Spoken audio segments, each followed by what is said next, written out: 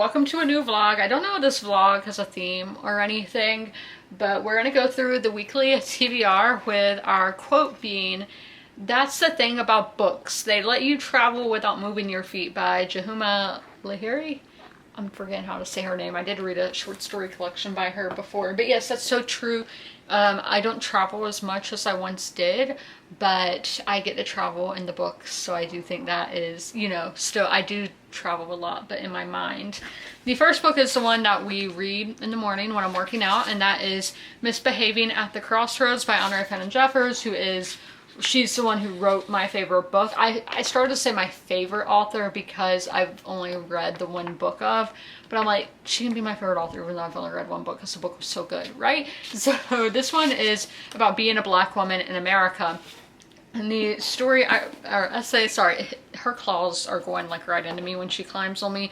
But essay number 2 that just shows our fathers who rewrote our mothers, of how hypocritical the founding fathers were. And I mean, I think that's always when the people who are on top of society make exceptions for themselves, or just, I really recommend reading, because that's just something in my reading in like the last 2 weeks of how history is written and how history is taught. And for the whole story, even though you're never going to get the whole story, but you really need to see all sides of situations and everything, that has just really been coming up, and how women have been written in history, because patriarchy has been such a thing. And you're stabbing me. Okay, so the main focus of the vlog is The Hunger Games by Suzanne Collins. So if you don't know what this is about, there was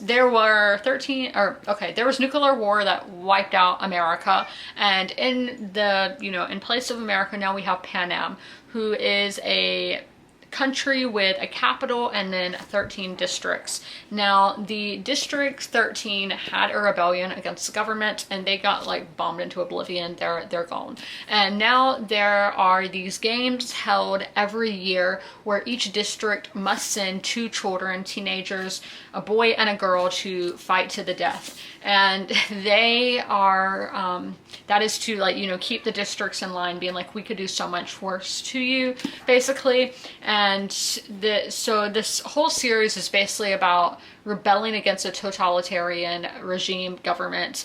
That is what this really has been about. Now, I'm about 46% into the first book. Now, this is a reread. I first read this book in 2011 or 2012, and this is my first time ever rereading it. Now, the big theme I'm picking up on is, because I feel like there has to be like political themes here, is eat the rich, the people on top who are living their best lives, like 1%, and we're seeing that as the capital. And then you have all the rungs of the ladder below it of people who are just trying to survive every day and are just going through those everyday struggles of just trying to make ends meet, when all the people on top are just, pointing, laughing, making entertainment out of it.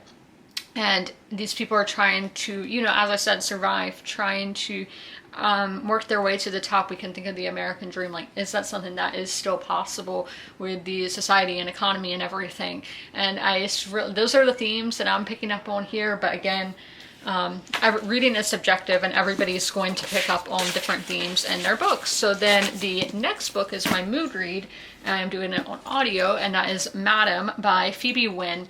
This is about a woman named Rose who is a teacher of the classics, Rome, Greece, that kind of thing. And she gets a job at this prestigious English boarding school in Scotland. So I know I said English, but the students are English. And let me put this here so y'all can see what I'm talking about while I handle this little cat here. So they, at the school, are very hotty-totty, it's very bougie, the richest English families, and this is taking place in the 1990s, by the way. And just something here isn't right. Her predecessor, who was the teacher of classics before her, had an untimely exit and was fired. And then there's this girl who had a not so good relationship with a teacher, and that is kind of, flowing into Rose's life as she takes on this role of being their teacher and kind of just unraveling this mystery of what happened to that previous teacher. Now, my ebook pick is Edge of Eternity by Ken Follett. I'm 75% into this. We have had a big time jump. We are now in the 70s and are dealing with the presidency of Richard Nixon. So those are all the books that I am currently reading and will be focusing on.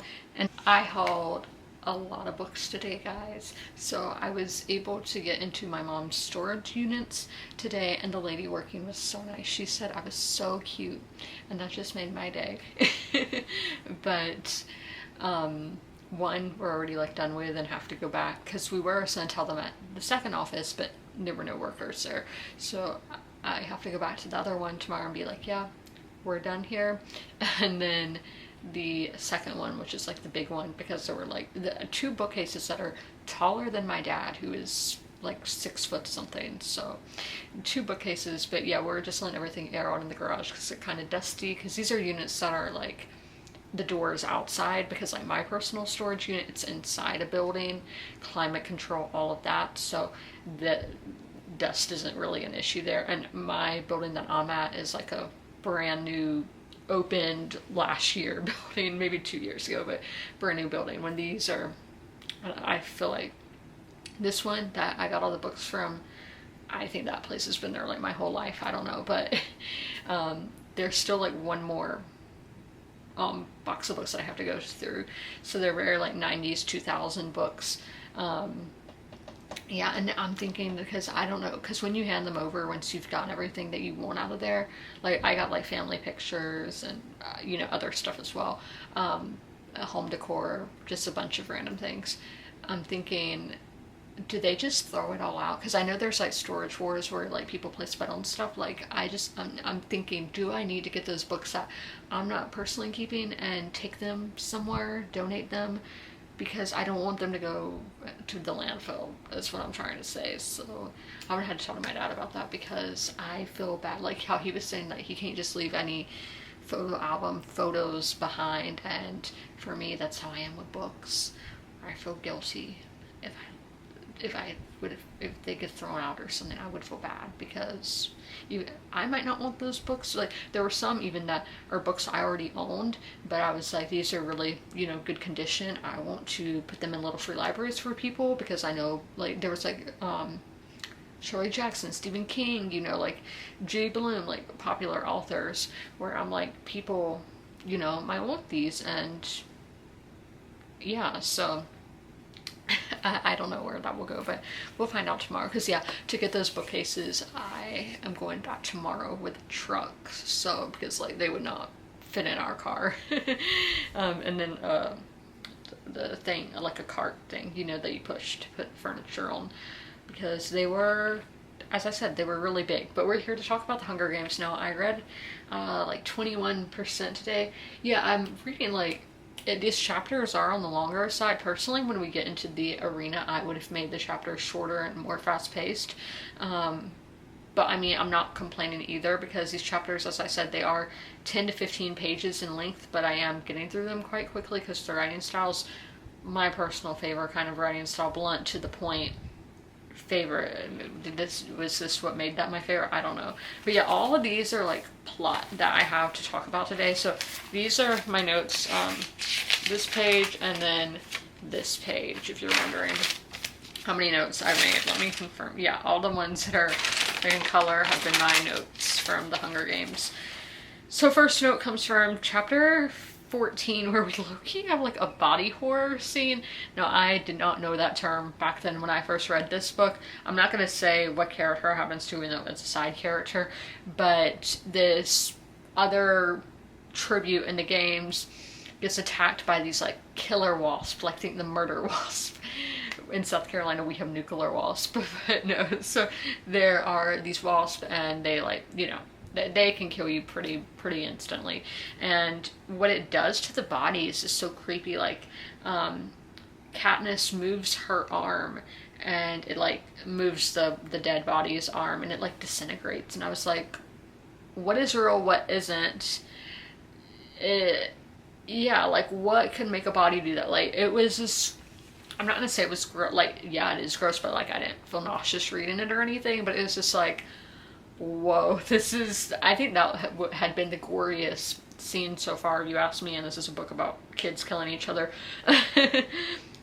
Now, chapter 16, okay, that was a theory, and that brings us into our next point. So I remember key moments, like I know this person dies, I know this person dies, I know these people link up, whatever, but I'm like, I don't know how we get to those points. Like, I don't know how we get from point A to point B. I don't know what is happening in between, how we actually get to that plot, how we get to that plot point. So that's been really fun because, as I said, I have not read this since 2011, 2012.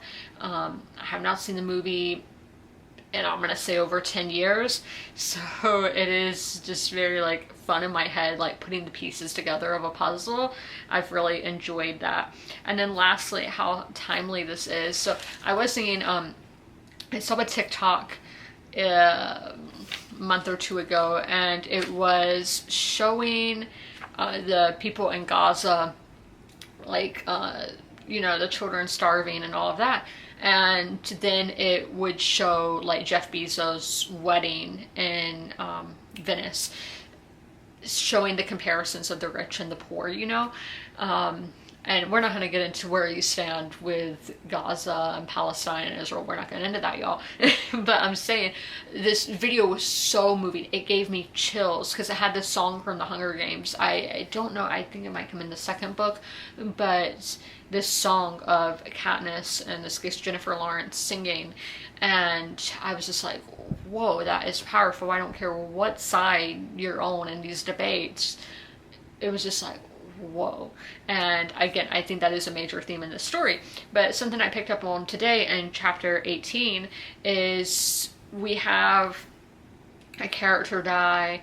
The character who killed them is from like a different faction, and we have Katniss is like, I can't blame that person because all this wouldn't be happening if it wasn't for the capital, which again are that top, the elite part of society.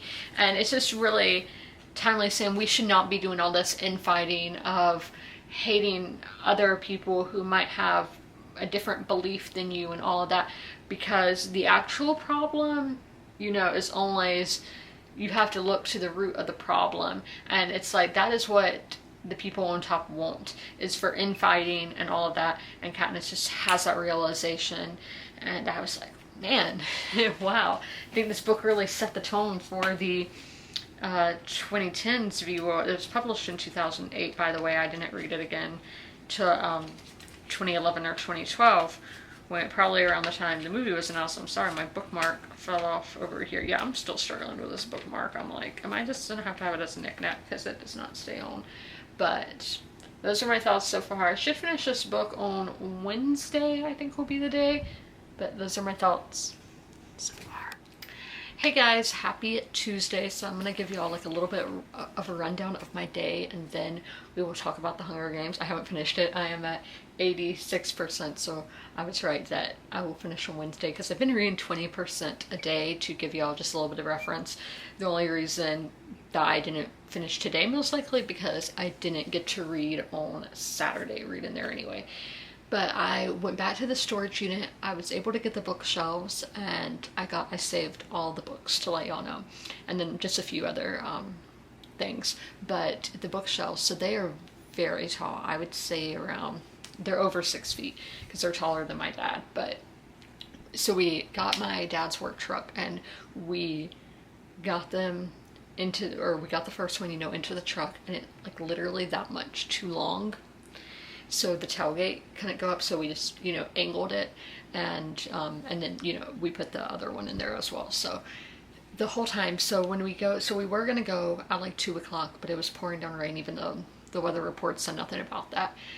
That's just this time of year. If you live like in a tropical, I don't know, are we subtropical? I don't know. We're some kind of tropical where that happens, where it will just rain randomly. But then, so we're like, okay, we will go at 4. So at 4 o'clock, it is not raining at my house. There might be, you know, a few raindrops, but nothing substantial. So we heard thunder, but again, on the radar, the closest, well, there was a storm that had just passed us, that's to the east, and then to the west, around like Lake Murray, which is near Columbia, so like an hour away. So we're like, okay, that it'll be a while before that gets here.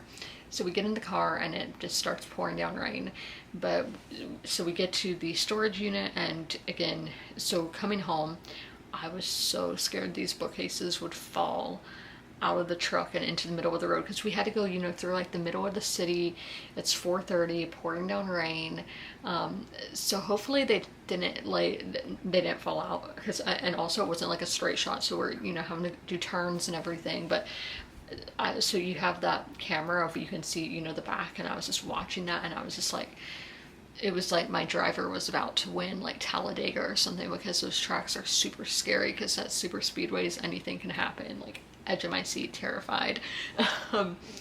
So I was just so scared it was gonna fall out in the middle of a busy road, and I would be so embarrassed with these cars driving around. Like, it would be embarrassing. So luckily that did not happen. I think they're fine, because as I said, they're wooden bookcases and got rained on. I dried them off when I got home in the garage now, just to, because I still want to like clean them. The rain got a lot of the dust off, and when I was wiping them down I got a lot of the dust off, but I would like to just spray a cleaner on it. I just have to make sure that I have one that can go on wood. I'm not sure what kind of wood it is. I was gonna make a guess, but no, we're not gonna do that. So, and as I said, I got all the books. Now, I do not intend, this is like 3 or 4 boxes of books, and the boxes are like 1.5 feet.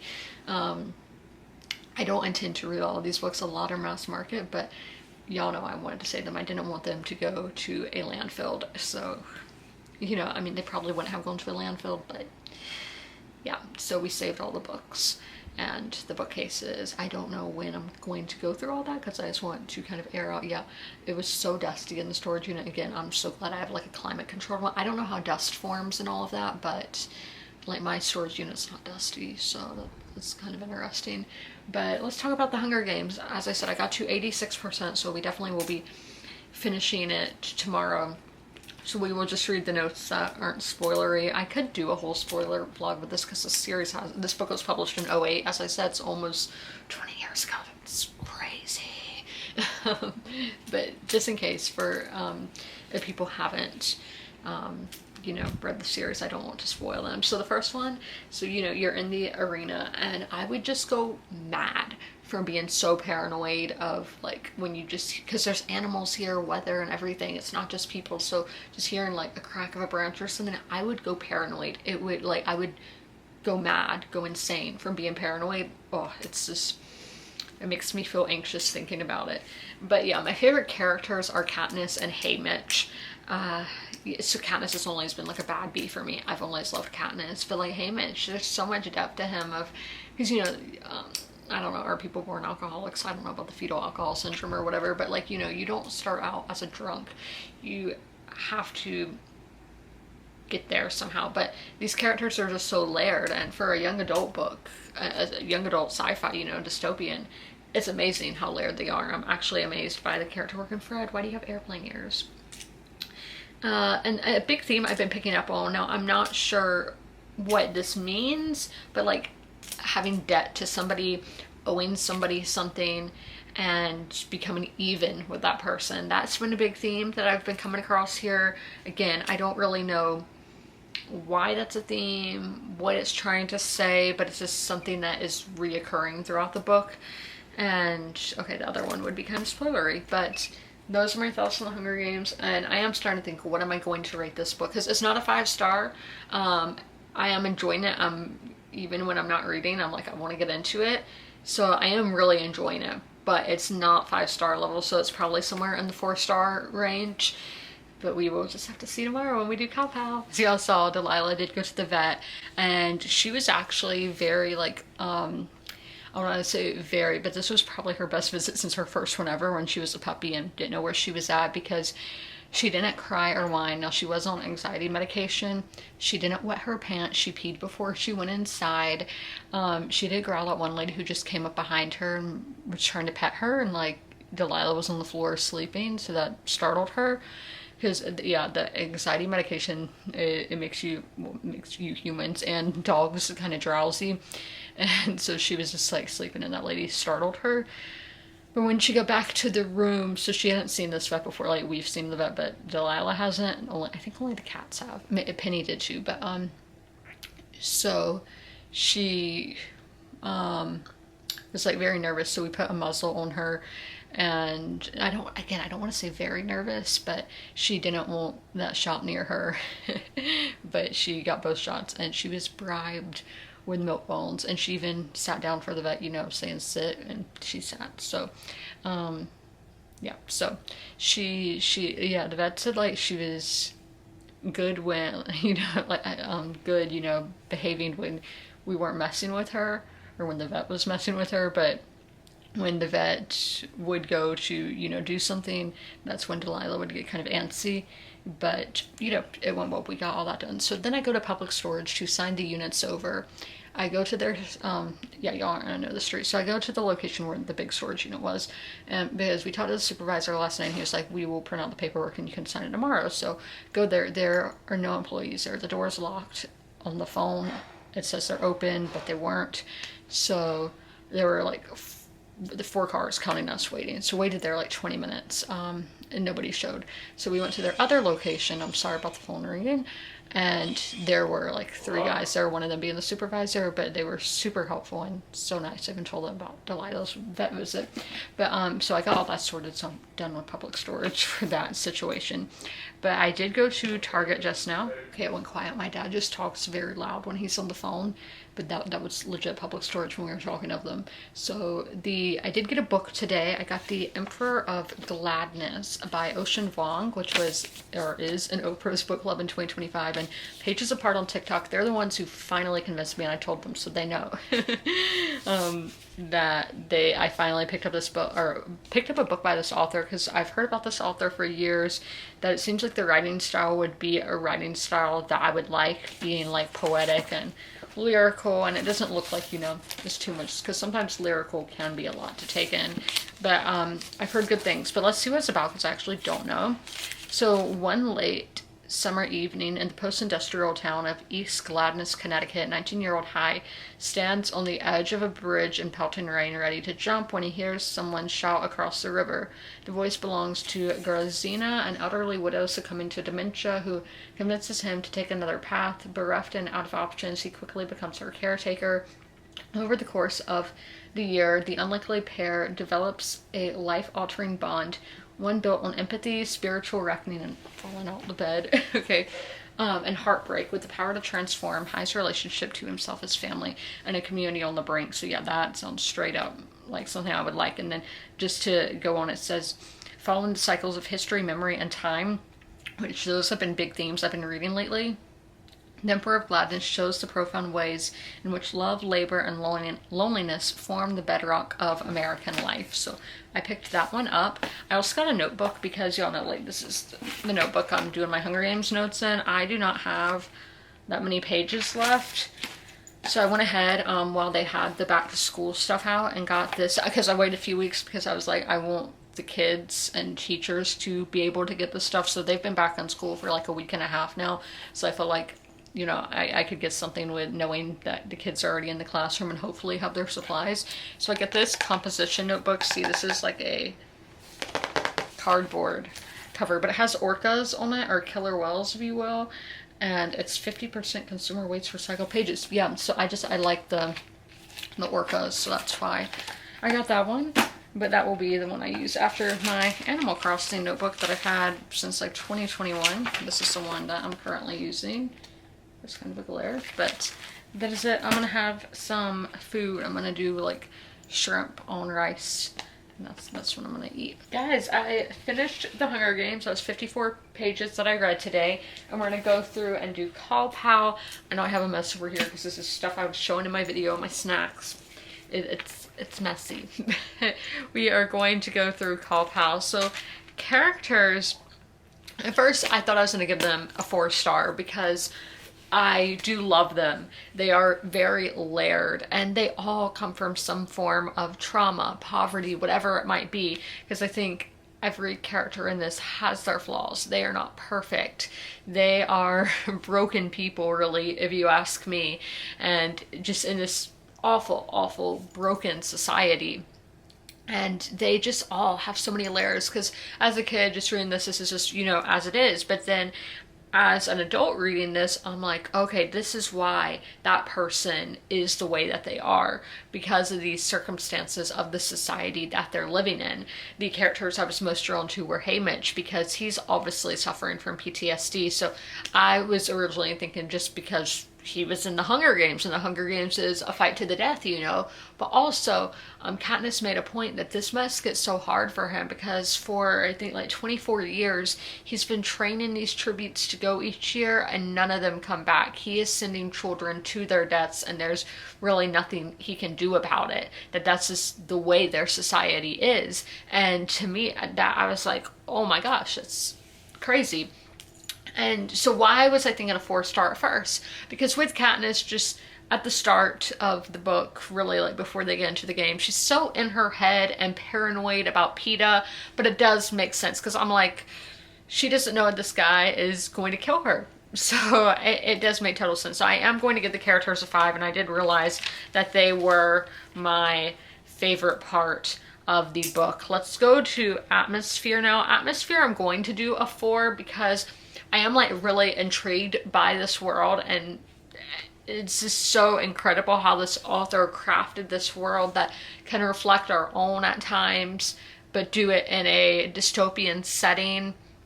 There are still some questions that I have that I do think will get answered in future books, so I couldn't give that a full 5-star, because there's still some parts where I'm kind of confused. So I only gave that a 4, but writing is going to be a 5. I just love how blunt and to the point this writing is, that it's not too flowery, it's not throwing too much info at you, because I know I kind of said that I'm kind of confused in questions, but we're not getting that info dumping, and you're going through these experiences with the characters, so you are kind of just taking it all in as they are, but also you are still going to be learning about this world that they're in. But yeah, the writing just so easy and accessible to read. The chapters are a bit on the longer side, but I didn't have real issue getting through them. Plot, I'm going to do a 4. So as you can see, this is going to be a pretty highly rated book, but 4, because again, great themes of totalitarian government rebelling against the government. But I mean, you can, obviously rebel against different things, but in the book it's the government. But I think you can put your own situations on top of these things. But how one person can't do it all, and that you can so much instances in history where something terrible is happening and we're just sitting there watching because we're like, this is awful, but what can we do about it, And that feels bad that you're just sitting there and you can't do anything about it. That was something that I picked up on. But then there were like the themes of debt, owing somebody, becoming even with somebody, where I'm like, why were we getting so much of that? So there's just some things that I'm questioning, and yeah, just some of the themes I have questions about. And the pacing at times, I know this could kind of fall back on the writing. I would have done shorter chapters personally for being in the arena, being in the games themselves, because just had those stakes higher, I guess. I mean, it would probably make this, I don't even know what it would do to that arena experience. But Intrigue, again, I'm going to give that a 4, because no, when I read this originally, who knows, but since this is a reread, I remembered the key moments, these big events, but I didn't remember how we would get to those events. So I really enjoyed putting the pieces of the puzzle together, trying to get to those events, So then enjoyment, I am going to go with a 4 as well, because it didn't feel like a full 5-star for me, and it's not going to be, but I was really enjoying what I was reading and just wanting to get back into the book when I wasn't reading. So we're going to do the math here and see what this rating is going to be. So 5 plus 4 plus 5 plus 4 plus 4 plus 4, 26 divided by 7. That can't be right. Can't be a 3.75, is it? we're doing this again. So 9 plus 9 plus 8 is 26. Okay, divide by 7 is a 3.71. That doesn't sound right to me, but that's what it's coming out as. So it's gonna go in as a 4-star on Goodreads. But yeah, like all these five, so 2 5s and 4 4s, so that is coming out as a 3.75. I'm guessing that's correct. So I don't know when I'm going to watch the movie. I will start Catching Fire, the book, tomorrow. So I guess I'm just gonna watch the movie randomly throughout the day, before 3 o'clock tomorrow. Watch it, you know, throughout today and tomorrow. I don't know how long the movie is. I feel like it's not going to be too long. I feel like back then movies weren't as long as they are now, but I could be mistaken. And I have no idea what streaming service it's on. I used to have the DVD, but then DVDs kind of, you know, the laptops don't have the DVD things anymore, and I got rid of a lot of them. Again, another regret, but that's on Apple, not me. That is my review for The Hunger Games. Guys, I was doing the math wrong. I did not count logic. So logic I always kind of struggle with. So let me scribble through the math that we had done. So I totally had left out a category on the review. So logic, I do think this is incredibly logical, because as I said, the character work makes sense, the story, it makes sense. So logic is going to get a 5, and I know I did it with the wrong color, but you know. So we're going to add, so we had the 26, we're going to do plus 5, and then that's 31 divided by 7, so it's a 4.428. So that would be a 4.5 star. So yes, that definitely sounds a lot more correct than when I originally did the math wrong. As you can see, I'm not a math person. Guys, it's time for the weekly unboxing. So I guess we'll start with my eBay. I actually ordered this in July, but it got here in August. So this is the XX by Aaron Sterling. I got the sequel at a little free library, and it was a book of the month edition. So I wanted the XX to be a book of the month edition, but it's sold out on book of the month. And I've been wanting this book a while, but again, it's just been constantly sold out. So I'm like, I doubt it's ever going to go back in stock at this point. So I went and got a copy on eBay. So I got that. This is just a little like Halloween romance. It is the character casts a spell with a spine-tingling romance full of wishes, witches, and hexes gone wrong. So I think this girl, they jokingly do a curse with like a Bath and Body Works candle, and it works. So we have that. Then we have my actual book of the month package here. So I have not opened it yet, so y'all are seeing the live reaction. I actually really struggled this month. None of the books really stood out to me, but this one did the most because it's taking place in South Georgia, which is like my favorite place in the world. So this is the untold story of the Georgia church murders, The Man No One Believed by Joshua Sharp, and it's quite short.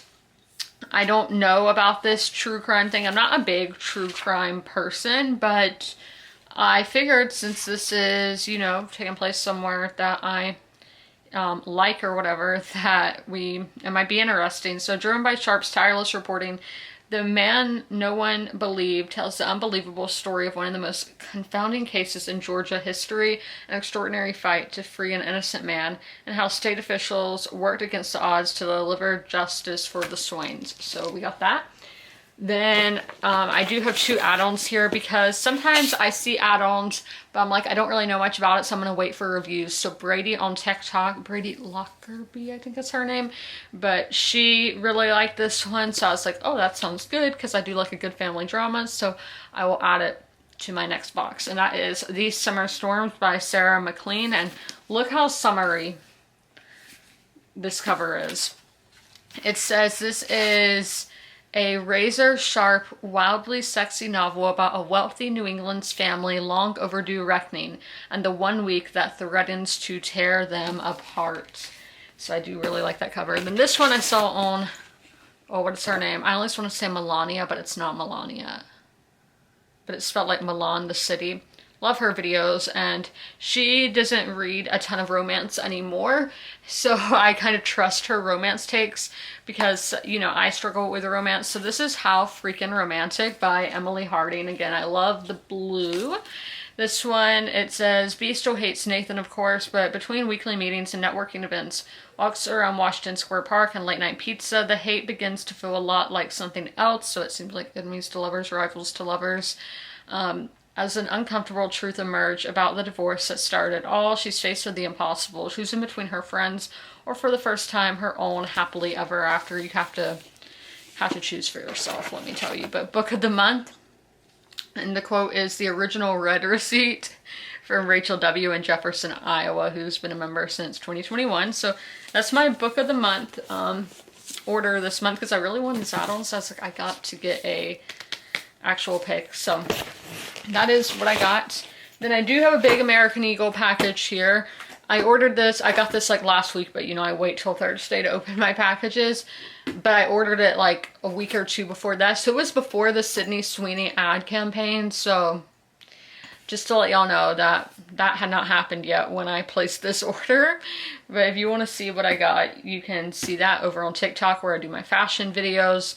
But that is the opening of packages. We also got this. That is a book of the month book, but I did not get it at book of the month. We will put it in there in the box. And people would be like, how did you get it? It's been sold out. No, I'm not going to do that in my picture post, you know, my Instagram post, picture post. But yeah, so I'm going to film my TikTok. I have to go to the bank later to, again, deal with all the legal stuff that you have to deal with when somebody dies. So that's going to, yeah, I have no idea how that's going to go.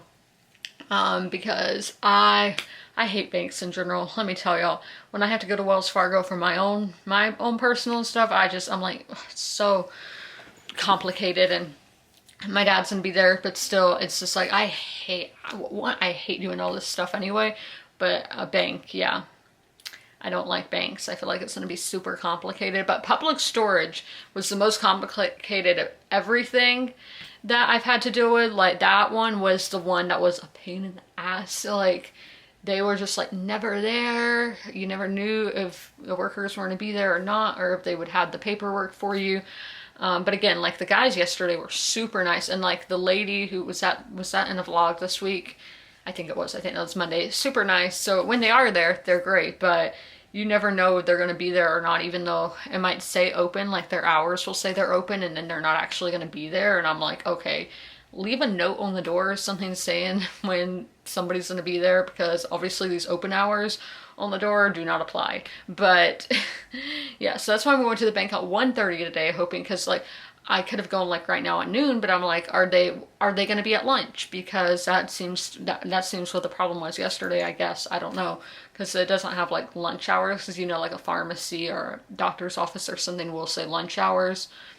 It doesn't say that for public storage. But I am going to film my clothing haul now. Hey guys, so I went to the bank. I wore something different. I'm just in a sweatshirt now that I'm home, and it was just so simple. I just had to give them the certain papers that they needed, and literally just had to sign 2 things. Like, super simple, so I had nothing to be anxious about. Even though paperwork only stressed me out, but this was like literally like the simplest. There was only 1 line for somebody to sign, so that was great. But I'm about to get into Catching Fire, so I haven't finished the Hunger Games movie yet. I think I have 30 minutes left, but you know, it didn't work out for me today to be able to finish the movie before getting into Catching Fire. Personally, I do think the book is better than the movie. I don't like the editing. It's just all over the place, and with the book being first person, you just have like an understanding, because there's this the scene that I just watched where Katniss sees blood in the movie and automatically assumes it's Peeta, even though, you know, there are multiple contestants, but like some reason in the movie she automatically knows it's his, when in the book she overhears somebody saying that they really injured Peeta, so she knows, you know, okay, that would make sense that Peeta was last here, that this blood would be his. But in the movie it's just like, no. So I'm like, it makes her just look kind of dumb that she's following blood, not knowing, because like, what if it's Kato on the other end, who is one of the most powerful other contestants. So like, Yeah, there's just little things like that where I'm like, it doesn't make much sense, the logic, when we gave the logic in a book a 5-star, in the movie, no, I don't really think, I would be really interested. The movie I would give, let's say, a 4-star, when the book I gave a 4.5. But we're getting into Catching Fire, which is the sequel. I can't say much about it, but this was my favorite book in my teenage years. Loved it. My teenage years ended in 2019, so I was reading as an adult by then, but for the most part of the decade, this was my favorite book. And a lot of people think that this is one of the best book to movie adaptations. I have favorite characters who get introduced in this book, so as I said, I'm not going to say too much about it. Oh, also something funny. So these are, young adult hardbacks. They are $17.99 in price. I bought these in like 2011, 2012, back then. Now, for the most recent release, it costs $27, so $10 more in 2025 than a book cost in 2011, which $27 for a young adult, because you have to think, these are teenagers buying these books for the most part. That's who they're geared towards. $27, that is crazy. You can get it cheaper at Target, to let you know, because that hardback I got yesterday was $21, when I think the price on here is $28. So yeah, young adult books are pretty much the price of adult books now, which I don't think is right, but the economy. So the synopsis of what I will tell y'all: sparks are igniting, flames are sprouting, and the Capitol wants revenge. In Catching Fire, the second novel of the Hunger Games trilogy, Suzanne Collins continues the story of Katniss Everdeen, testing her more than ever before and surprising readers at every turn. So we are going to be starting this, and as I said, I don't know if I said, I'm going to be reading it on my Kindle. Okay guys, this is something I definitely should have vlogged about. So these are the boxes of books that I have, and then over there are ones that I know that I'm going to be keeping, even though some of those might go to little free libraries, but there were ones that right off the bat I did save. So I'm going through researching the books, seeing if they're ones that I want to keep, ones that are going to go to Goodwill most likely, but they could go to little free libraries, whatever. So that's what we're doing. I don't want to show the feet. A mosquito found me and I'm in a garage, so I got my bug spray that I got for Amazon Prime Day, and hopefully that helps me out. But we're going through this box today and seeing what I'm keeping, what I'm unhauling. So this one, I don't know, because like I've never read Judy Blume. I am keeping this one, even though it is kind of beat up. So let me know. So I'm going to show y'all the books that I'm unhauling first that are going to Goodwill. So I'm like, books tell you a lot about people, but okay, Nobody's Perfect. Relationship advice book. They were all like that, so I guess we'll lay them down. This one I couldn't find like any info on online. So Beyond Tuesday Morning by Karen Kingsbury. I Remember When: Activity Ideas to Help People Reminisce. Girlfriend to Girlfriend. This is one about fertility. Then these are like little, I think it was when she went to school to be a teacher. Just these little like children workbook things. Sorry if you hear my dog squeak toy. Then this is like a Bible magazine. I don't know exactly what that. And then another one that was one of the school books. And another, so kids and teachers, something for them. And yeah, they haven't been used or anything, because there were some that did have writing in them, so I'm not putting them in the stack. But 1, 2, 3 careers for me. Dabby the donkey who didn't want to be stubborn. Like, Delilah, you need to read that. And then this one, a anger management book. Then we have this one that's for social work. That on that side. A psychology like textbook, looks like dictionary. Could be fun because I like the psychology and characters, but I'm not keeping it. Ethics for Addiction Professionals. So again, some of these are like school. Old Yeller, which I actually bought last week at Goodwill, but I could have waited. Then this is if you're like planning a trip to Tennessee with your family in 1995. So bit dated. Women Who Love Too Much, which I personally do think I fall in that category. But yeah, we're not reading books to improve. Daddy's Girl, which is a like true crime, I think. It says true story anyway on the cover. Judy Blume, Forever. This is a horror one, Diary, a novel by Chuck. I don't know how to pronounce that with that font. This is a like Christian one, but did it have, yeah, I just had the date written in, which I do feel kind of bad, but like, no, I don't need this. Maggie's Miracle. We'll start putting books on that side. Don't Choose It All Again. I could probably take advantage of this, but you know.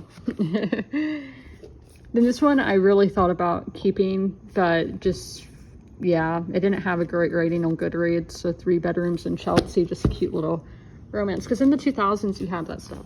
Now, this is like a very common relationship book. Lord John Gray wrote it himself, but men are from Mars, women are from Venus. And yes, we are from Venus and we are powerful. You don't need to be a god of war. Then this is another one that there are 4 novels in this, and I just don't know how I feel about that. I just think it'll be difficult for me to, I don't like the bind up. So this is by Yvonne Leman, South Carolina Fortescue Novels.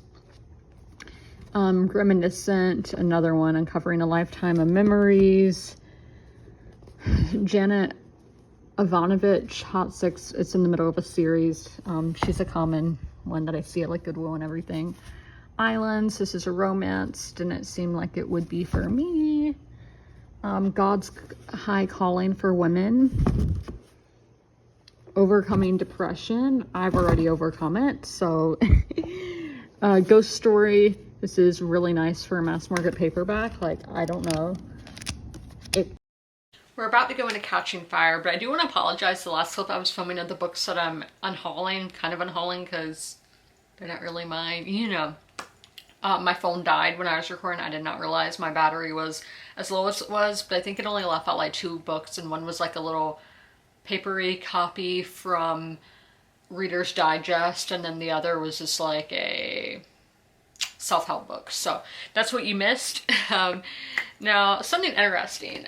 So when I looked up last night, I think it was last night, when I downloaded Catching Fire for the Kindle, a Reddit post came up, because I just typed in Catching Fire Kindle, and a Reddit post came up that said, why is it only 115 pages? Because obviously that's 391 pages there, not 115. So people were kind of concerned, being like, there's no way it's only 115 pages. So on the Kindle, like 1 page, like what would be 1 page in there is like 4 pages in here. So by the Kindle, when I went and saw how many pages I read, it was only 22 pages, and I was like, there's no effing way.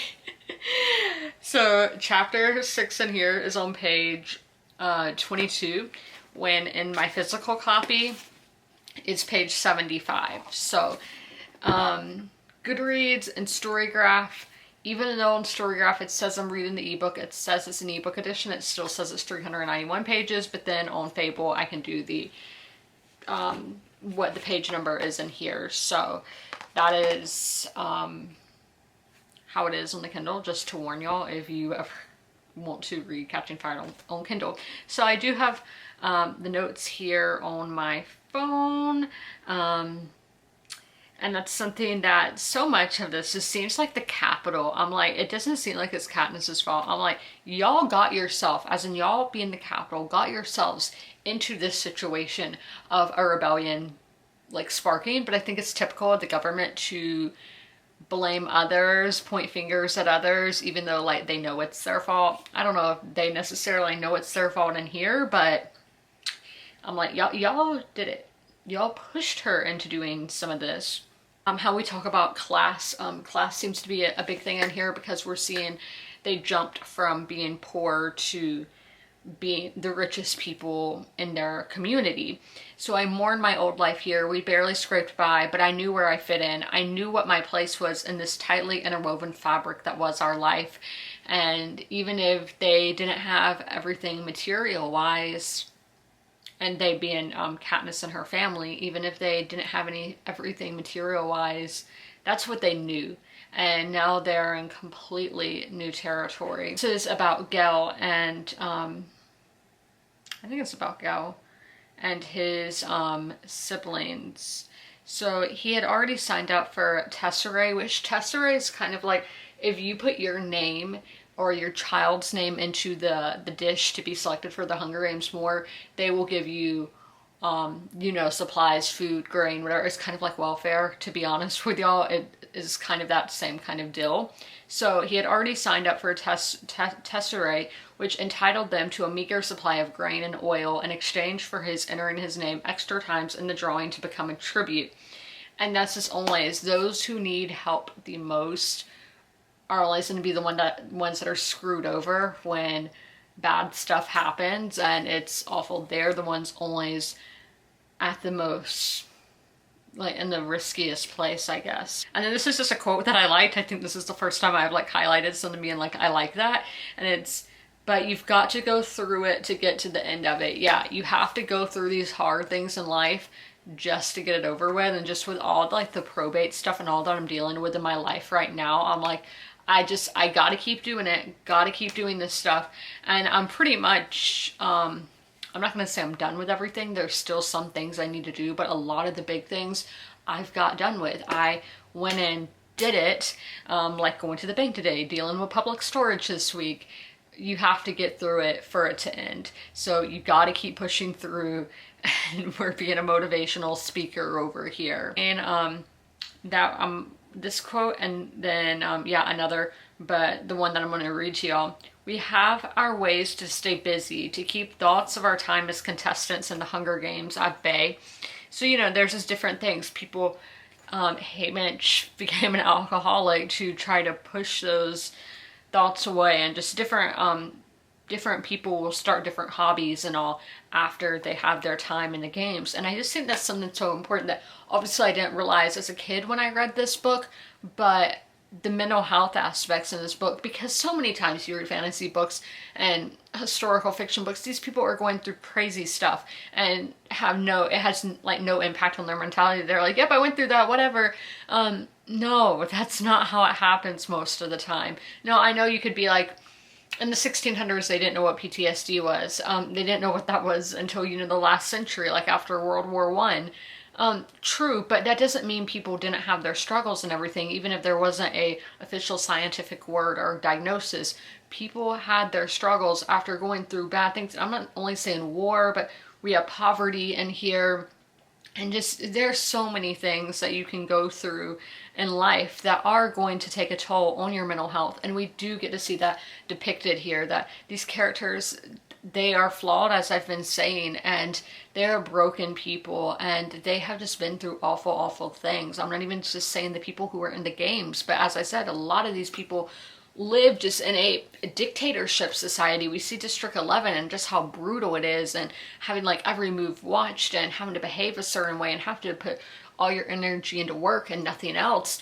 That is traumatic. That is awful for the human mind to go through. That's not what humans were made to go through. So it's going to have an impact on the mental health. So the Poppy Wars was a series I always recommended because you actually see how somebody's mentality, their psyche and whatever can be impacted by that. But it is in the Hunger Games as well. And I am glad about that, because you're going through these situations, being forced into these situations. That's going to have an impact on you.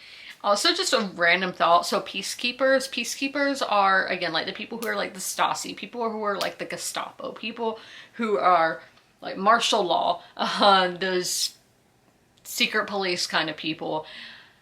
And so in the Hunger Games, I'm wondering, like not the games themselves, but in the series, like in this world, where do they come from, the district that they're serving in? So if you're a peacekeeper in District 12, I am forgetting what his name was. I think it was like Darius or something maybe. Is he from District 12, or do you come from the capital and get assigned to different districts? I'm curious about that. So if any of y'all know, let me know in the comments. And again, any act of rebellion was purely coincidental, but when the capital decrees that only one tribute can live and you had the audacity to challenge it, I'm like, yeah, the capital, they did this. So PETA has been kind of annoying me like Katniss did in the first book. Like, I understand why he feels the way that he feels, that he has been like left out, and that obviously is going to make somebody angry, especially a 16-year-old boy. So it's understandable, but it's just kind of annoying to read about. Again, Katniss being so paranoid and all in her head in the first book annoyed me. but I have to tell myself that it is realistic for somebody in that situation to be this way. And then obviously we do have to take account for the characters' ages. I get it, but it can just be annoying to read. And then this quote, again, going into class, going into the rich and poor.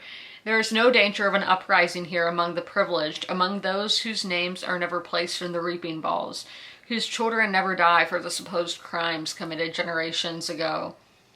It's crazy, generations, like we're 70, this book is 75 years after the first Hunger Games, and they're still having to do that. Insane. But yeah, the people on top, the billionaires in the world, you don't have to worry about them. They're all set. It's the people on the bottom, right? And so something with this, it's like the same pace. Like I'm still reading about 20%. I read 19% today, so I'm reading about the same percent of a day that I was reading in the first Hunger Games book. But these chapters seem to be longer. I'm not actually sure if they're longer or not, but they feel longer. That I'm just sitting there just reading a whole lot longer. I don't know. It's different because I read the first book physically, and then this one I'm reading on the Kindle.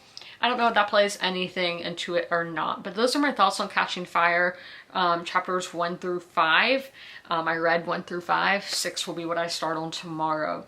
I'm going to be wrapping up the vlog here, so I have not read over 100 pages every day this week, because yesterday I only read 92 pages, but I did end up completing a book, that being The Hunger Games. We've only completed one book this week, and then we have hauled two books this week, because in the book of the month box some of those were free, so I only spent $12 there, and I don't know about shipping. There might be some shipping costs, but for the actual book itself was $11.99.